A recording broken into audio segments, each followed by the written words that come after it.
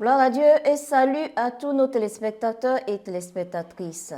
Nous vous souhaitons tous les bienvenus à la rubrique interview des événements francophones. J'espère que vous avez passé une bonne fin de semaine. Vous nous suivez depuis le pays de la Teranga, je veux dire le Sénégal. Je m'appelle Abigail Amponcel, ne quittez pas votre poste téléviseur, nous revenons dans un instant.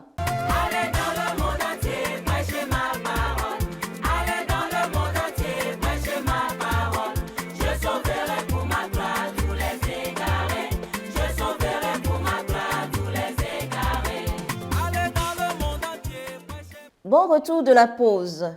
Alors ce soir, nous allons passer du temps avec un ancien missionnaire.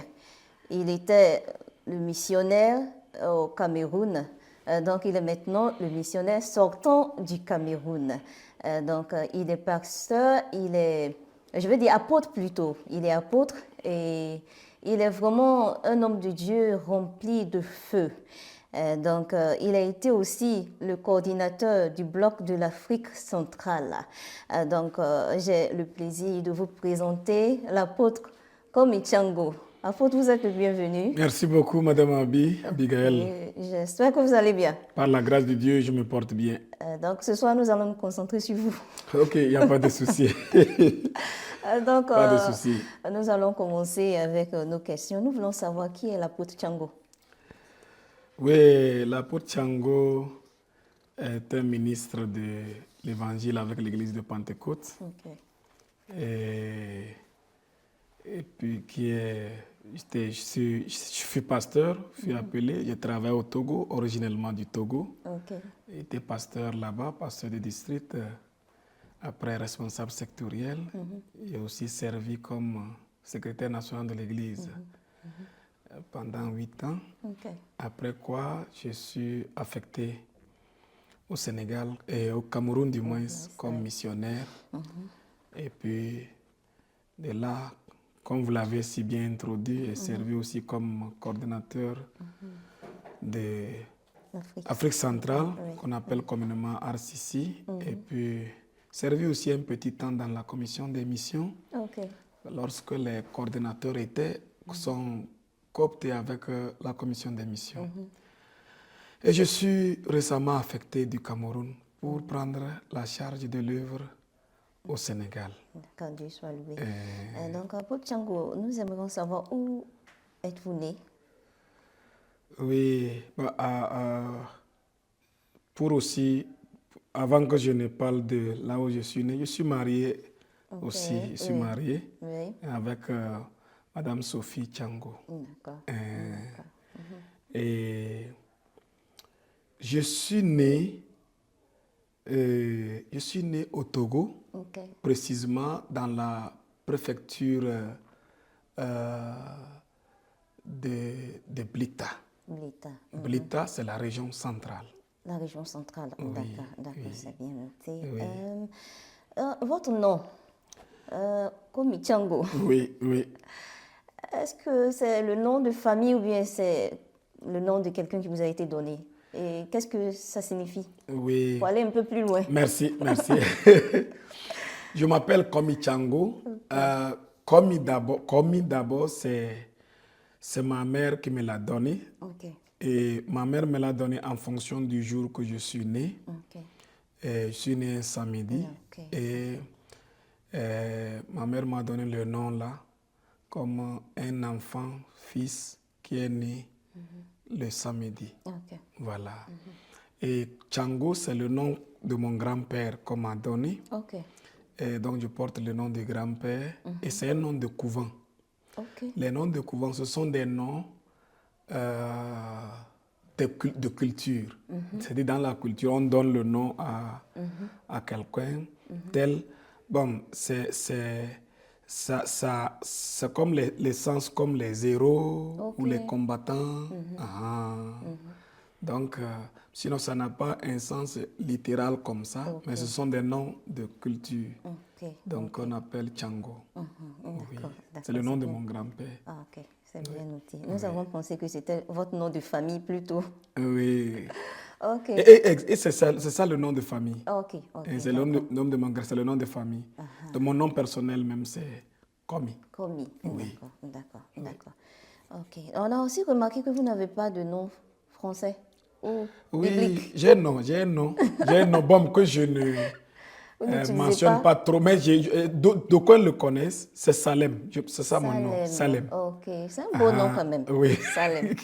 Ah, parfois on l'écrit, parfois je ne l'écris pas, parce que comme il ne se trouve pas aussi sur Des documents. des documents Ok. officiels, Ok. parfois je me réserve de l'écrire parce que les gens pourraient l'écrire pour envoyer ou des documents officiels Oui. et ça peut poser des choses. C'est pourquoi des fois je ne l'écris pas. Sinon, Ok. communément, certains me connaissent sous le nom là, D'accord. Salem, qui Ok, veut dire Salem. la paix. La paix. Oh, Oui. ok. Donc, Oui. c'est un autre mot à part shalom, n'est-ce pas? Oui, oui. Ok. Et donc, Oui. chaque personne a des souvenirs d'enfance. Et Oui. donc, quels sont les souvenirs d'enfance que vous avez? Les souvenirs, surtout ceux qui vous ont marqué, les souvenirs qui vous ont marqué, vos souvenirs d'enfance. Partagez-les avec notre audience. Oui, les souvenirs d'enfance, il faut dire que j'ai parcouru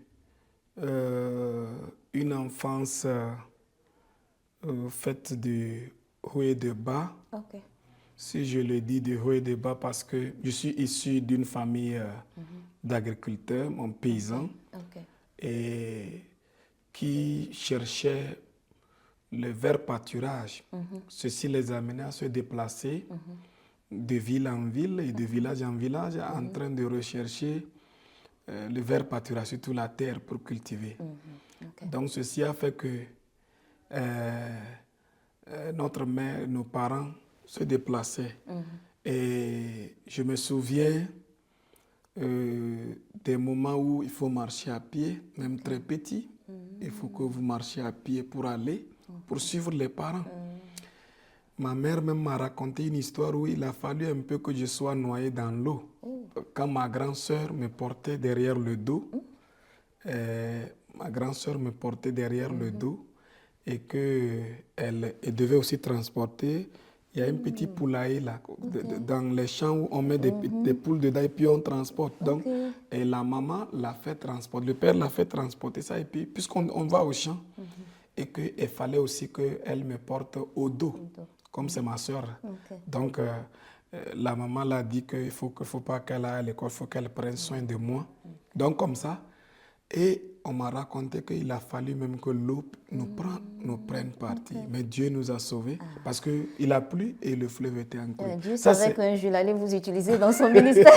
Donc, il ne pouvait pas vous couper la vie comme ça. Vraiment, vraiment. Donc, c'est une des expériences que j'ai appris. Et personnellement, quand nous avons grandi aussi dans ces familles, l'activité principale, c'est l'agriculture, le travail. Donc, il fallait se lever 4 heures, même dès l'enfance, déjà 4 heures ou 5 heures, pour aller chasser les perdrix, c'est-à-dire les oiseaux dévoreurs.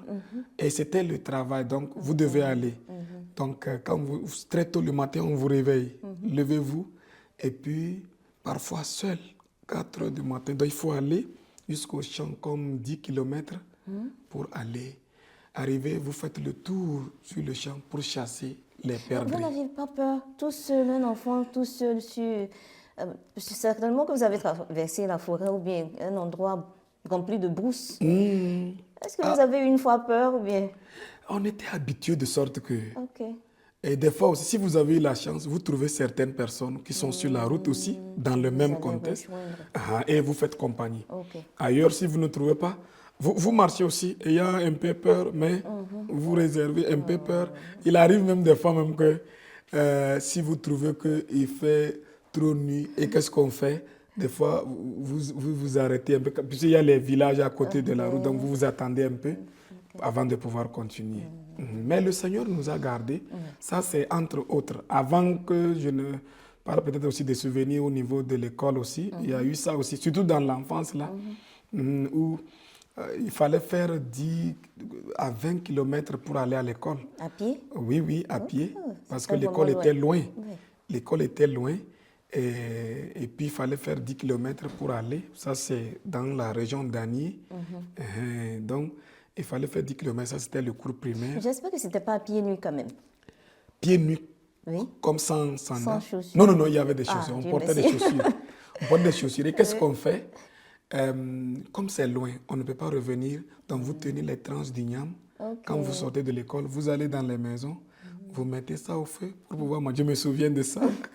Quand j'étais responsable sectoriel à Agni, je suis allé le lieu où j'ai fait l'école là, et j'ai vu le lieu là, j'ai dit, oh, c'est ici que nous avons marché. Et vous savez ce qui est arrivé un jour? Donc, quand vous sortez de l'école, vous devez repartir. C'est la course. Vous courez. Et pourquoi? Vous courez. Parce que pour que la nuit ne tombe pas. Ah, ok. Parce qu'ailleurs, vous traversez les rivières. Il faut monter les rivières pour aller. Donc, il faut courir. Si tu C'était ne comme cours un pas, marathon. marathon. Donc, nous sommes en groupe. Des collègues, les amis, tout. Il faut courir. Donc, une fois, j'avais mal à la côte. Vraiment, j'étais assis. Je suis obligé de m'asseoir sur la route. Parce que tous sont venus partir. Ils ont couru partir, donc je suis resté à côté comme ça. Parce que ça me faisait mal. Je suis resté là-bas. Et les camarades, les gens viennent. Tout le monde, c'est la course. Je vous dis, qu'est-ce qui s'est passé, qu'est-ce qui ne s'est pas passé. Soudain, j'ai vu que je suis soulagé. Ok. En ce moment, étant très petit, je suivais mon oncle, je faisais les premiers pas de suivre mon oncle pour aller à l'église de Pentecôte. Donc, et c'était en ce moment. Donc, c'est quelque chose qui me vient en idée. Et dans la même chose aussi, je termine un aspect aussi qui m'a marqué. Pour aussi gagner, très petit, pour aussi gagner, on ne se laissait pas faire. On allait dans les travaux champêtres. On suivait aussi les gens pour aller faire la pêche traditionnelle. Quand la saison sèche arrive, il faut aller au fleuve. On suit les amis pour aller, et puis vous allez vous vérifier sur les grottes, les pierres, et vous attrapez les poissons. Et qu'est-ce qui s'est passé? J'ai suivi aussi, moi aussi, j'ai suivi aussi les gens un jour pour aller au fleuve là. Dans l'eau, j'ai poursuivi un poisson comme ça. Je veux l'attraper et il s'enfonçait. Et j'ai continué. Maintenant, je suis rentré dans la profondeur. Comme je suis rentré dans la profondeur, il fallait ressortir tôt pour que je ne bois pas de l'eau. Mais j'ai appuyé mes pieds sur une roche pour sauter, faire des sauts. Vous voyez ici, non? Oui, il y a une trace là. Vous voyez la trace là? Oui. C'est la cicatrice là. Donc, ma tête est allée cogner un autre caillou. Et quand c'est cogné un autre caillou, donc le sang a commencé par sortir. Et puis, notez bien tout ça.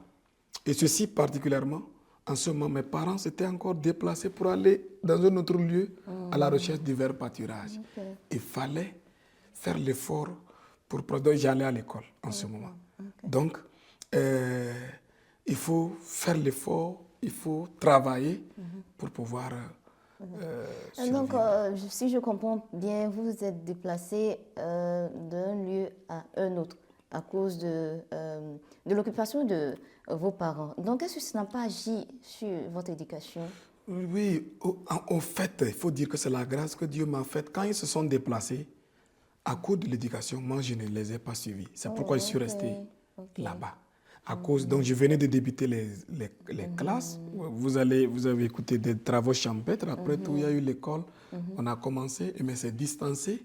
Et en ce moment, et quand j'ai débuté, par la grâce de Dieu, c'était vraiment bien. Le directeur aussi, quand ils ont dit qu'ils vont partir, le directeur a dit que je ne pars pas, que l'enfant là ne va pas partir. Parce que par la grâce de Dieu, je travaillais bien et puis il m'aimait. Il a dit que je ne vais pas partir. Donc je suis resté pour l'école. C'est après que je les ai aussi rejoints. Donc c'est à cause de la distance, hein, puisque vos parents étaient de l'autre côté et que le directeur de l'école ne voulait pas que vous partiez avec vos parents. Donc à cause de ça, bon, vous étiez toujours engagé dans la course. Oui, dans la course. Il faut aller. Je Voilà, je n'ai pas rejoint les parents. Je comprends. D'accord, c'est bien noté. Vous avez mentionné votre soeur, votre grande soeur, n'est-ce pas? Oui. Donc ça veut dire que vous avez des frères et soeurs, n'est-ce pas? Oui, j'ai des frères, j'ai une grande sœur et puis j'ai 3 frères cadets. J'ai 3. J'ai une grande sœur derrière moi. Donc, et après moi, il y a eu 3 frères. Nominativement Kokou, Komla Kodjo. Donc nous tous, notre mère nous a donné les noms des jours. Oh, ok. La Les sœur jours où vous êtes s'appelle nés. Abna, Abra. Ok, ok, ok. Donc en tout, vous êtes combien? Nous sommes au total, bon, ceux qui ont survécu. Sinon, il y a eu d'autres qui n'ont pas survécu, au moins 3 qui n'ont pas survécu. C'est dommage. Donc, et puis nous sommes restés au total 5. 5. Cinq. Ok. Donc ils sont en vie. Ils sont en vie. D'accord. Ils sont en vie. Sont-ils des chrétiens? Oui, ils sont tous chrétiens. Ma soeur même est diaconesse. Ah, Est d'accord. diaconesse de l'église. Et puis, un des petits frères aussi, Kodjo, lui, il est ancien d'église, Ok. de notre église, l'église de Pentecôte. Ok. Et les autres sont membres, ils sont à l'église. D'accord. Ils sont à l'église. Donc j'espère qu'ils sont fiers de vous. Ils ont un frère qui est apôtre de Oui, l'église de Pentecôte. réellement, ils sont fiers. Ok. Ils sont fiers de l'église.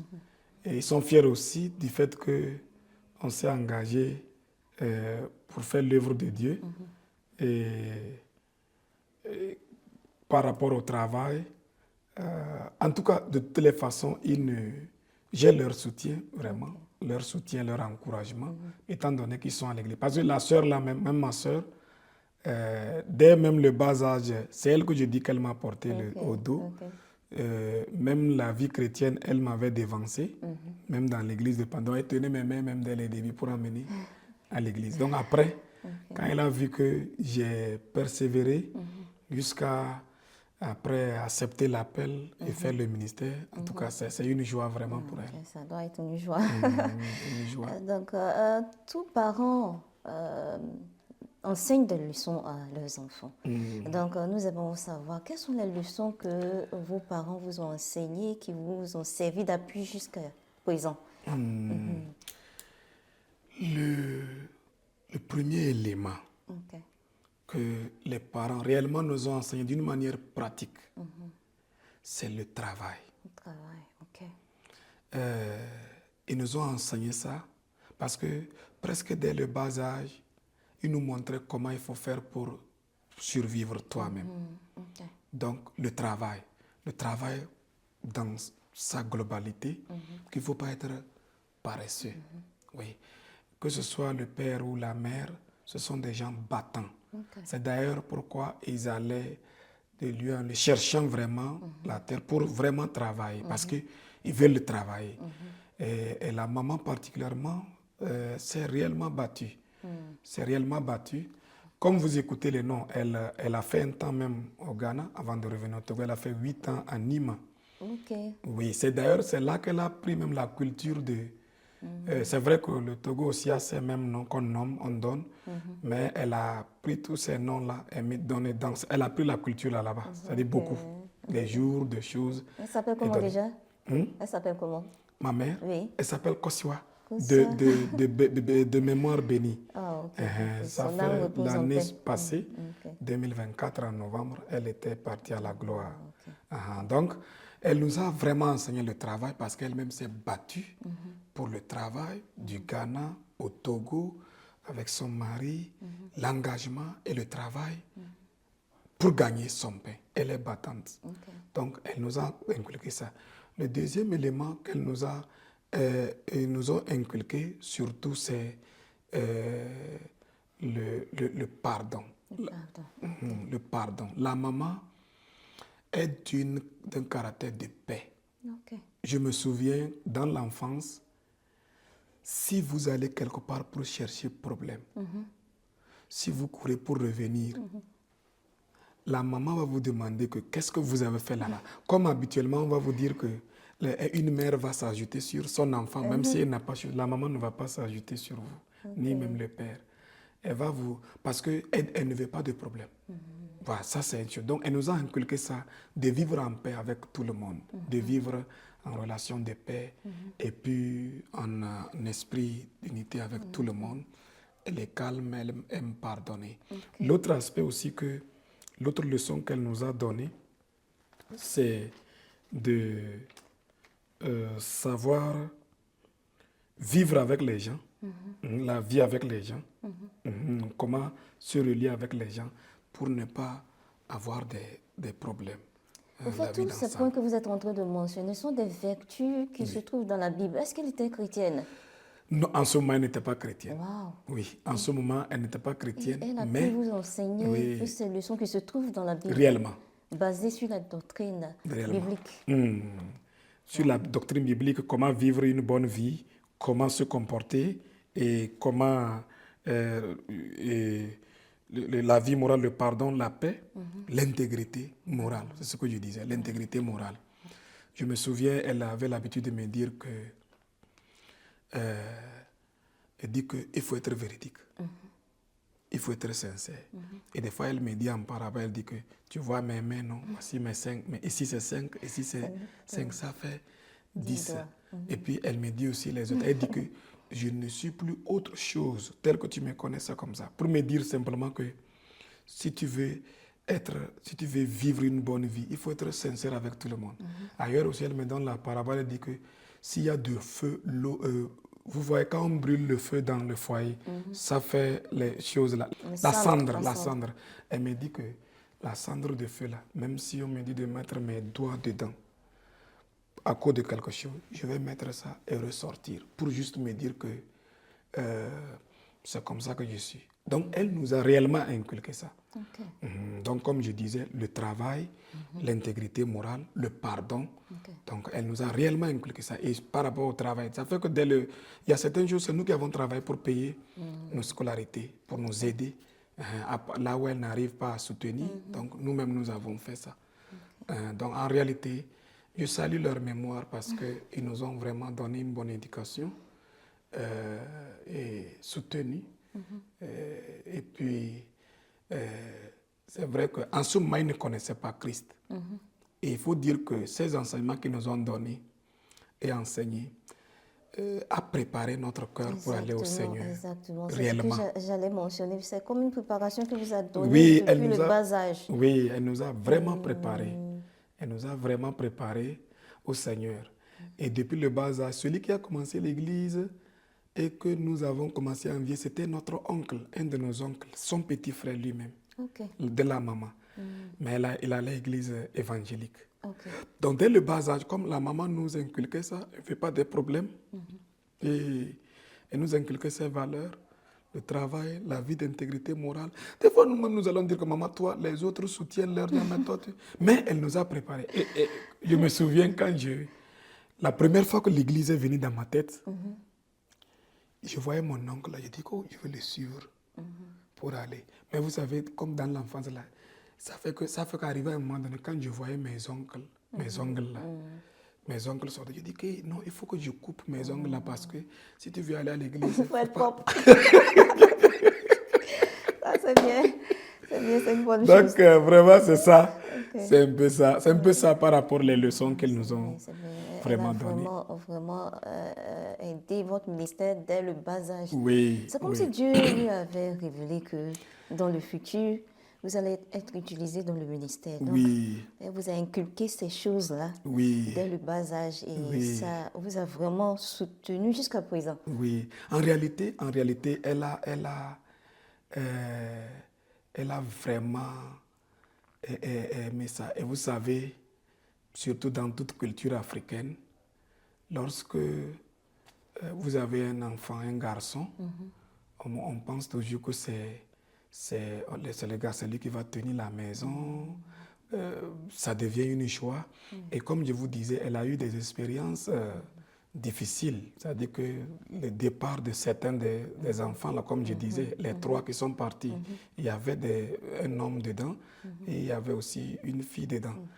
Maintenant, après ça, après ma soeur est venue, elle a eu ma soeur. Et vous allez voir qu'avec ma soeur, donc elle espérait toujours. Et c'est dans l'espérance là qu'elle m'a eu. Et quand elle m'a eu, en réalité, elle m'appelle son père. C'est comme ça qu'elle m'appelle. Oh, puisque vous a nommé d'après son père, n'est-ce pas? Oui. Donc, elle m'appelle son père. Et c'est pourquoi elle a été vraiment rigide avec moi. Rigide. Des fois même, si je ne travaille pas, elle peut me refuser le manger. Oui. Elle peut me refuser parce qu'elle me dit que tu ne connais pas la vie dans l'avenir. Donc, elle a été vraiment rigide envers moi pour m'aider. Et Et des fois, quand je m'énerve, je refuse de manger.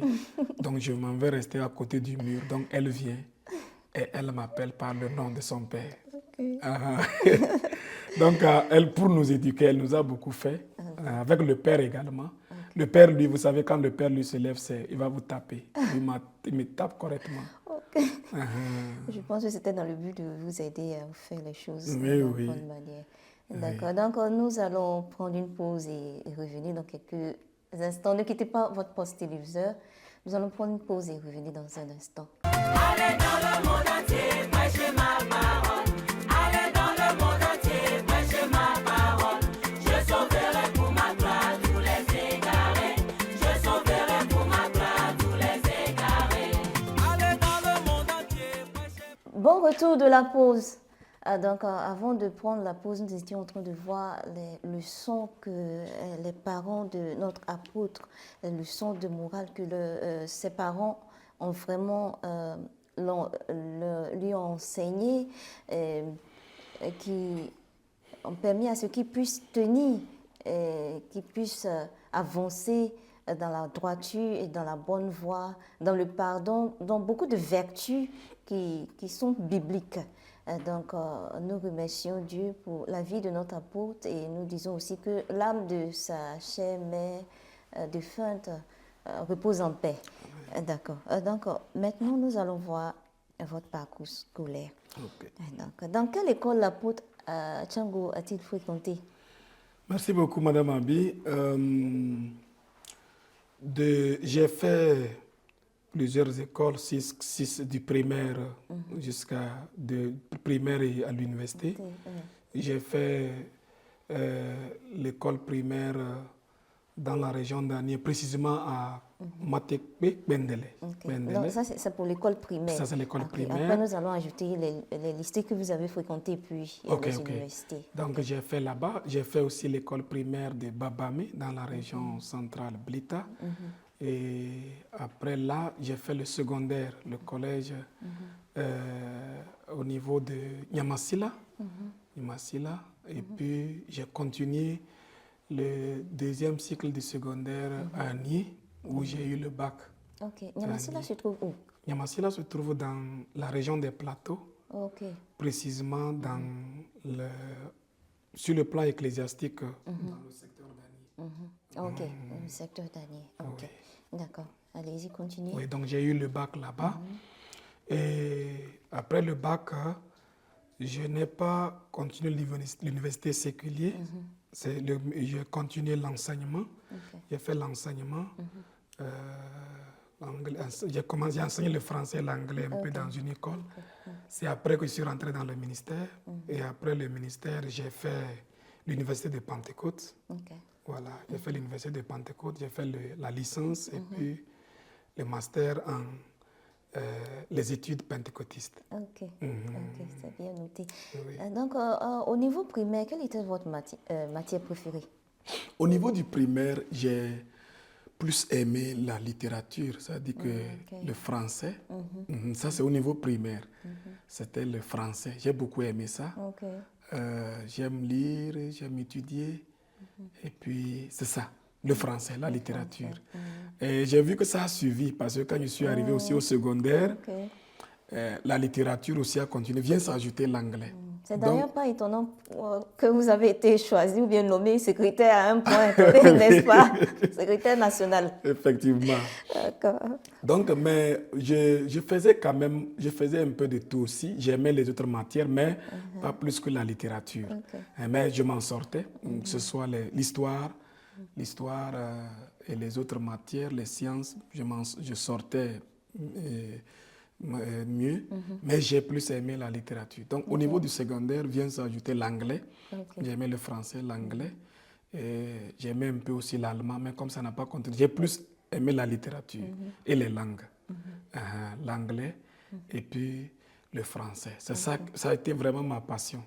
Et vraiment, j'étais excellent dans beaucoup de ces matières, le français et puis l'anglais. Bon, pour vous qui nous suivez, l'apôtre Tchango est bilingue. Il est très doué en anglais comme en français. Il s'exprime très bien en anglais. Donc, continuons. Oh, bah, en anglais, pas trop. Pas trop. Mais par la grâce de Dieu, quand je suis parti à l'université de Pentecôte, ça m'a aussi aidé à aussi renforcer mon anglais. Ça m'a beaucoup aidé à l'aiguiser et puis le polir.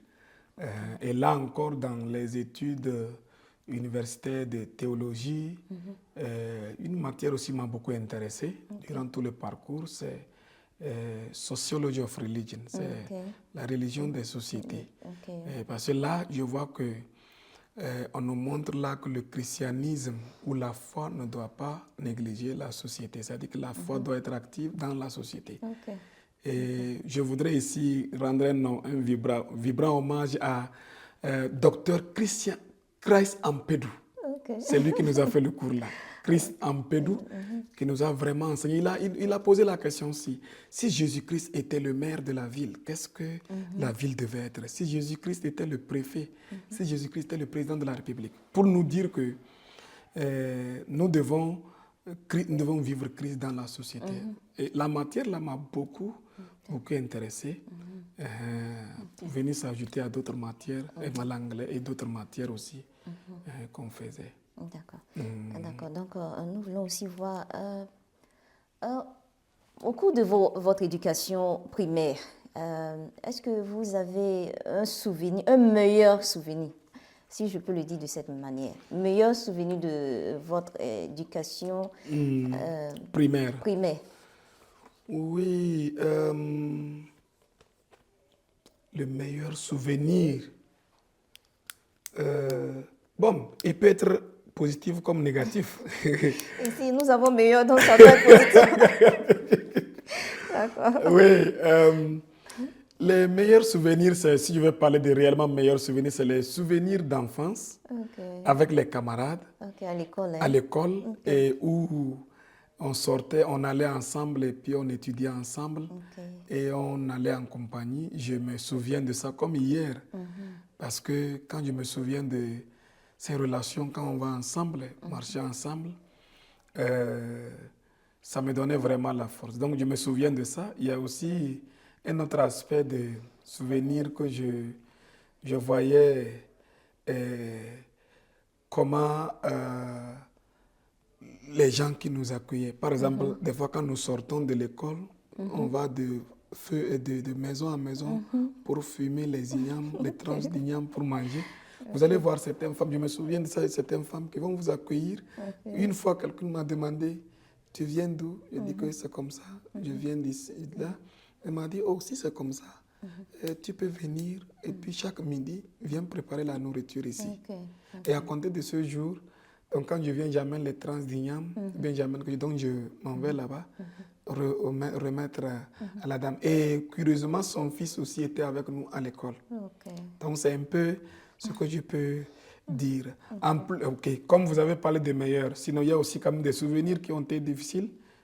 Mais je vous ai déjà parlé de ça, où on courait sur la route et puis on m'a laissé parce que j'étais... Voilà, donc c'était... D'accord. Donc nous aimerions savoir, si vous n'étiez pas appelé dans le ministère, dans quel secteur alliez-vous travailler? Oui, en réalité, lorsque je grandissais, après surtout secondaire, quand j'ai quitté, j'ai vraiment aimé fréquenter. Quand j'ai quitté le primaire et suis rentré au secondaire, j'ai vraiment décidé que je vais fréquenter, aller au loin. Et quand j'ai quitté la première phase du secondaire, ce que nous appelons le collège, je suis allé au lycée, l'idée qui a commencé par se développer dans mon esprit, c'est que si je vais poursuivre les choses que je vais devenir, c'est la diplomatie. Je voulais devenir un diplomate. Pourquoi? Oui. Parce que j'aime la diplomatie, j'aime la représenter, c'est-à-dire représenter quelqu'un, faire quelque chose de bien, excellent. Ce n'est pas étonnant que vous soyez responsable national. Depuis là, ça m'a intéressé et ça fait que même des tâches au niveau de l'école, j'étais major de classe en classe de 3e, j'étais le major. J'étais le major de la classe. Même certaines classes de bas pour aller, j'étais le major. Je représentais, je viens rendre compte au directeur. Et même déjà en classe de 3e, même lorsque je développais ça, il y avait certains qui disaient, oh, Tchangou, lui, c'est le pasteur. Hein. Pourquoi? Parce que quand ils restent en groupe pour parler mal et puis critiquer parfois, insulter, je dis que non. Donc, bon, déjà, dès ce bas âge-là, il y avait un esprit qui m'animait de sorte qu'il ne faut pas se mélanger dans les gens-là. J'étais déjà converti, Je crois que c'est bien le sûr. Saint-Esprit. C'est le Saint-Esprit qui vous préparait déjà. Et moi, je prenais la responsabilité. Donc, parfois, je m'en vais, je peux aller plaider auprès du directeur pour la cause de certains élèves. Et je peux aussi aller demander des permissions. Oui, je pouvais même aller demander permission pour partir en convention. Laisser l'école et partir en convention. Donc, ils acceptaient. Donc, avec cet esprit-là, ça m'a aidé jusqu'à ce que le directeur de l'école m'a remis un roman d'aller lire intitulé Chinua Achebe, Le monde s'effondre. Oui. Je me souviens de ça. Il m'a remis ça en anglais, de lire et de résumer. Là, ça a commencé par cultiver, il nous faisait l'anglais, ça a commencé par cultiver et faire grandir cette passion de représentativité, parler au nom de quelqu'un, défendre les gens, défendre. Donc, comme j'ai développé ça, j'ai demandé, je vais devenir un ambassadeur. Donc, et ce qui aussi m'a poussé. Vous êtes ambassadeur du Christ. Je ne savais pas. Je ne savais pas. En vérité, je ne savais pas parce que même quand on voulait m'appeler dans le ministère, la première année, j'ai feinté. Et même mon pasteur continuait toujours de me poursuivre. Il était obligé un jour même de me poser la question. Bon, assois-toi, dis-moi juste, qu'est-ce que tu veux devenir? Et je lui ai dit, papa, moi c'est ambassadeur que je vais devenir. Donc, je voudrais profiter et remercier. C'est le pasteur Amegavi Yaouvi. C'était mon pasteur de district. Aujourd'hui, apôtre Amegavi Yaouvi. Vraiment, je vais profiter de le remercier et l'apprécier pour ce qu'il a investi en moi. Parce qu'à partir de là, il me déléguait déjà au niveau du district, me remettait les charges. Mais il m'a poursuivi. Il m'a poursuivi pour me convaincre, pour réellement me parler, me dire ce qu'il a vu en moi, que moi-même je ne pouvais pas voir. Et après des prières et choses, j'ai accepté l'appel. Donc, s'il fallait devenir quelque chose, mon objectif que je poursuivais, c'est la diplomatie. Donc, être ambassadeur, représenter mon pays. Et comme je mets l'anglais, je disais que je vais être ambassadeur du Togo, or dans une autre nation, pour aller représenter mon pays. Vous êtes toujours ambassadeur du Christ. Merci. Donc, parlons du fait que votre pasteur du district vous a convaincu. Vous-même, qu'est-ce qui vous a convaincu pour accepter l'appel dans le ministère? Réellement, comme je venais de le dire, lorsque, personnellement, je ne peux pas nier que je n'ai pas su l'appel. J'ai vu l'appel. Personnellement, j'ai vu qu'il y a l'appel dans ma vie, j'étais convaincu. J'étais convaincu par d'abord mon intérieur. Et quand j'étais convaincu, j'aime servir, pas qu'on me donne quelque chose, non. J'aime servir, je l'ai fait, que ce soit au niveau district, que ce soit au niveau de l'Assemblée locale, je l'ai fait. Et même au niveau de l'Assemblée locale, je vais profiter ici aussi dire merci à mon ancien principal, l'ancien Katare Kouma. C'est lui qui nous déléguait des charges, des petits, même en classe de CM2. J'étais CM2 et il nous déléguait des charges, il me remettait les choses et on sortait pour aller prêcher. En réalité, et la passion là, on voyait ça. Mais l'appel, si on feintait, on fuyait quand même, on fuyait les persécutions et on fuyait les difficultés, les souffrances. Parce que moi, j'étais avec mon pasteur, je voyais tout ce qu'il traversait. Je voyais, parce que c'est difficile. Et en tant que jeune, quand on regarde ça, on dit que on ne veut pas, ça dit à vue d'œil, on ne veut pas rentrer. Donc, ça fait que, et je me disais que je risque de stopper mon école et mon affaire de choses. Donc, ce qui m'a convaincu, moi-même, ma conviction personnelle, j'ai aussi prié et j'ai eu la liberté claire dans mon esprit qu'il faut accepter l'appel. Il y a aussi des révélations. Pour les révélations, nous n'en parlons pas, parce que j'en ai eu beaucoup. Que ce soit sur les anciens. Je me voyais même avec les anciens missionnaires, on est ensemble.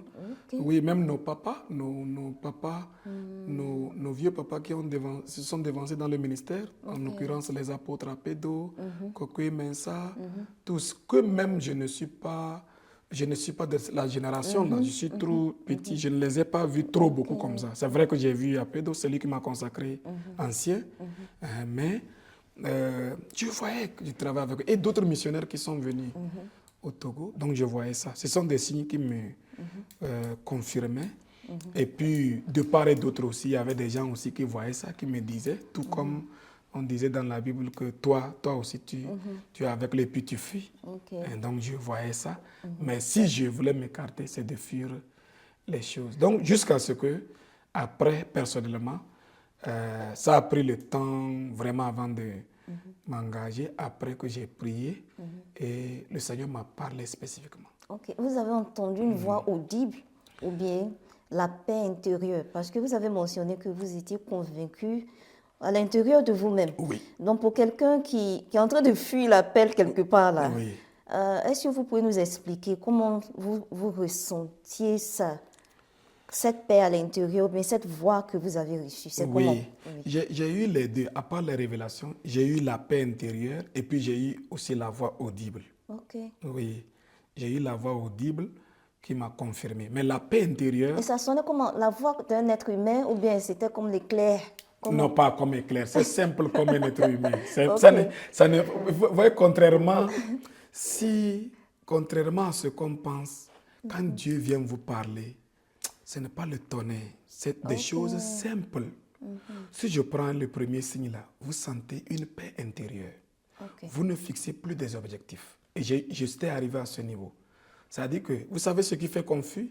C'est les intérêts. C'est-à-dire que les intérêts, ce que vous allez gagner, qu'est-ce que vous allez avoir? Arrivé à un moment donné, les intérêts sont disparus. Vous ne voyez plus les intérêts. Mais vous voyez les intérêts de Dieu. Et j'étais arrivé à ce niveau où je voyais l'intérêt de Dieu. Même si je ne gagne rien, même si je vais perdre, même si je vais mourir, je veux l'intérêt de Dieu. Gagner les âmes. Voilà, gagner les âmes. Donc quand j'ai commencé par voir ça, il y a eu la paix intérieure. La paix intérieure que il n'y a pas de souci, je suis prêt pour aller, pas sans rien. Donc quel que soit le coup, je vais aller. À part cette paix, donc il y a une joie. Une joie. Parce que le Seigneur ne nous viole pas. Il ne va pas vous forcer, il ne va pas vous... Mais il y a une joie qui me vient que d'être privilégié d'aller servir le Seigneur. Mais tout ça, couronné par aussi des visions que nous voyons, que je voyais. Des visions que je voyais. Quand je voyais les visions là...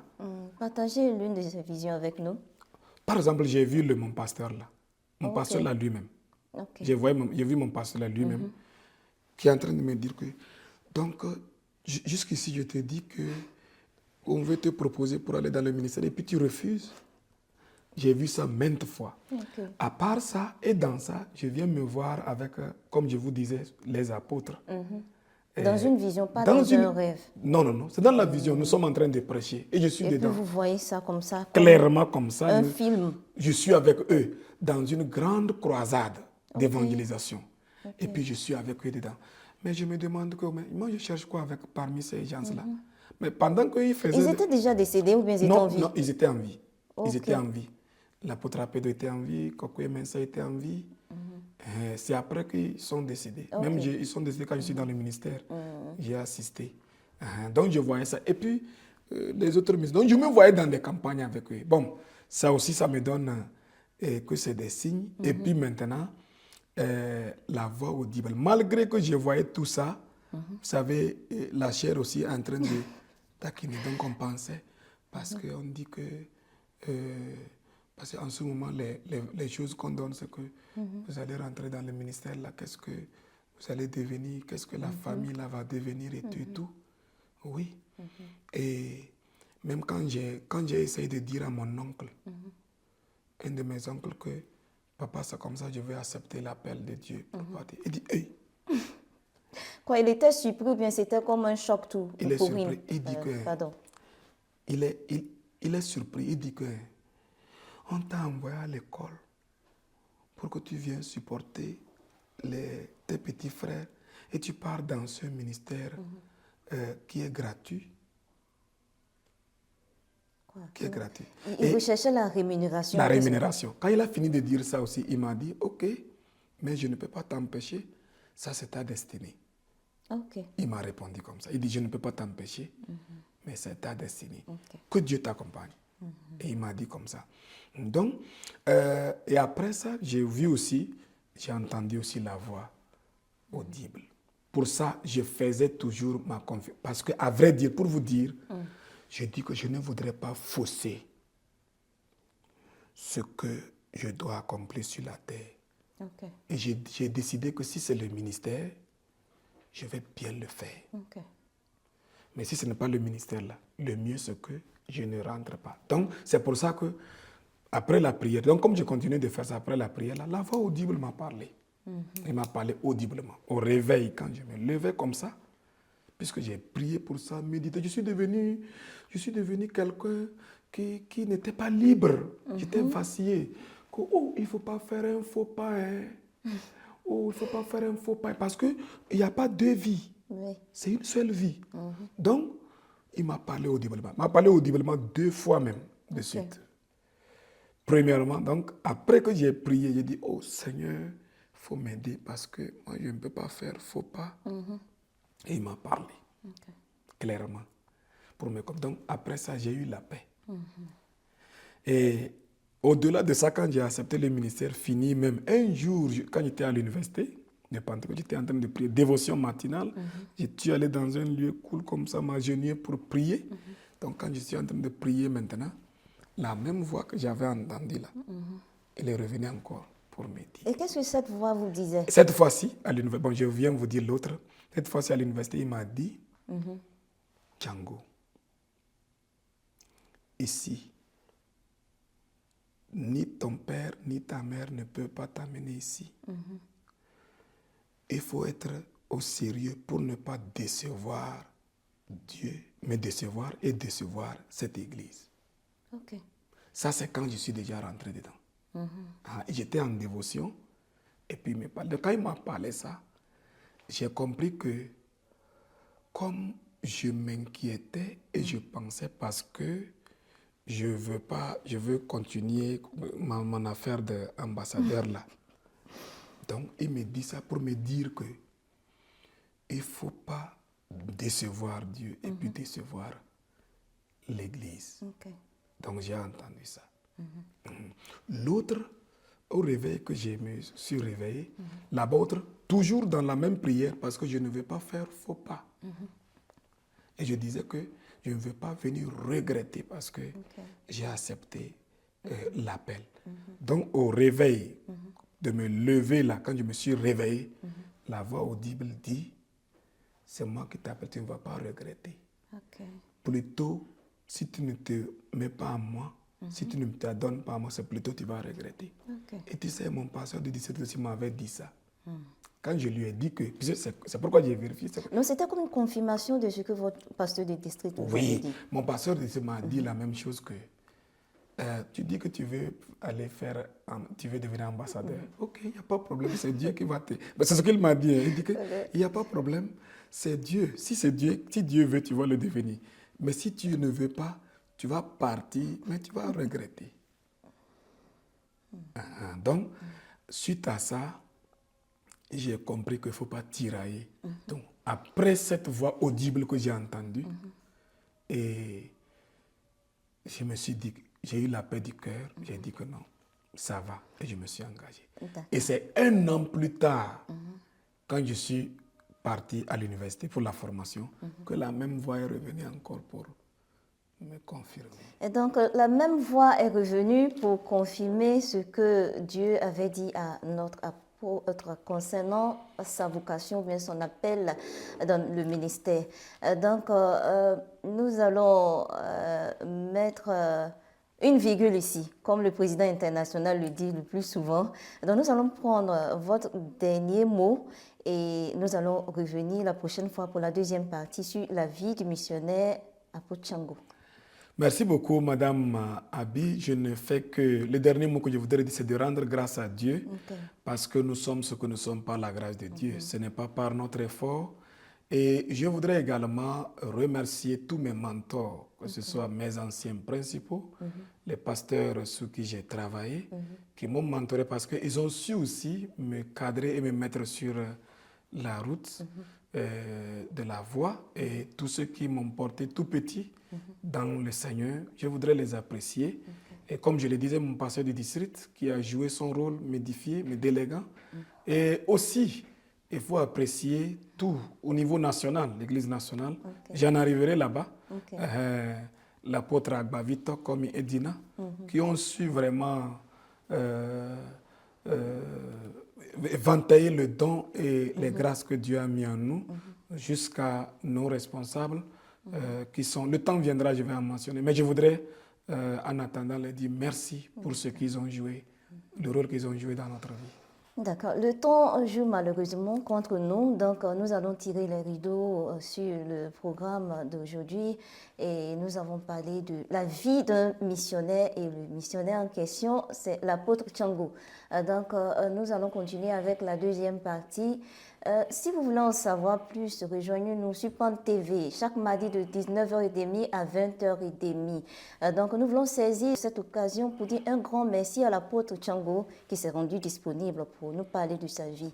Nous voulons aussi remercier le directeur régional de CBN Afrique à Dakar, la personne de Dave Dibakala, et le directeur des ressources humaines et des opérations au nom de l'ancien Charles Minson. Nous voulons aussi utiliser cette occasion pour saluer le président international des missions, le président international de l'église de Pentecôte plutôt. Nous voulons remercier le directeur des missions internationales. Nous saluons son assistant personnel, nous saluons la gestionnaire administrative et tout le personnel du bureau des missions internationales. Encore une fois, je m'appelle Abigail Amponsem. Dieu le voulant, prenons rendez-vous mardi prochain de 19h30 à 20h30 pour plus d'émissions de discussions plus intéressantes. Que Dieu soit avec vous. Au revoir. Allez dans